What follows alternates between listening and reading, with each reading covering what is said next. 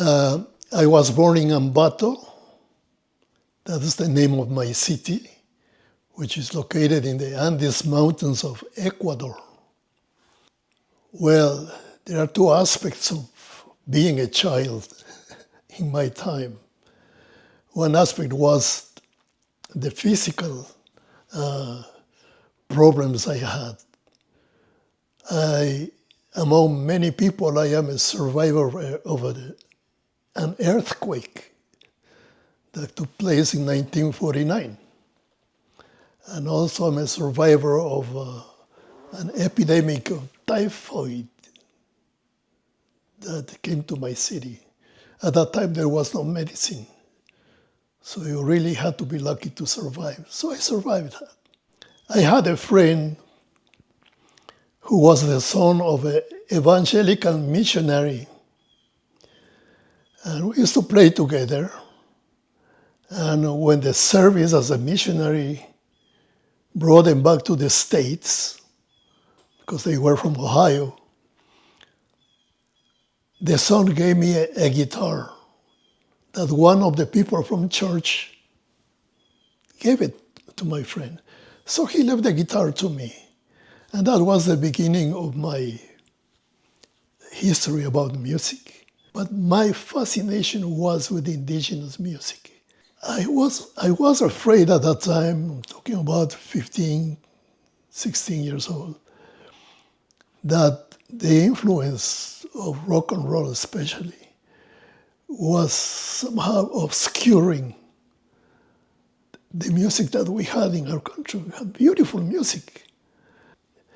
Later on, when I came to the States, of course, I knew that that must be my purpose of playing music. I completed my high school in Quito, and I studied to study architecture at the Central University. This was around 1964, when the military just took over the government. And they were against the thinking class people. So they shut down the universities. In fact, my school of architecture became the stable for the horses of the government. So it was a disaster for me personally. At that time, we had a World's Fair in New York, 1964 World's Fair. And that attracted me, mostly for the architectural aspect of the fair. And I wanted to come here. I put together my savings, and with the help of my friends and my relatives, I managed to get some money to come to the States. I did not want to stay in my country. It was very uncomfortable. This is 1964. I loved it so much because there was a whole universe of sounds and music and traditions to explore. I just came for 15 days. That was my intention. And I stayed for 60 years. I met some Peruvians and Bolivian musicians that I played native music from the Andes. They knew some instruments. And I said, this is what it is. We started a group. The only purpose was to put forward Andean music.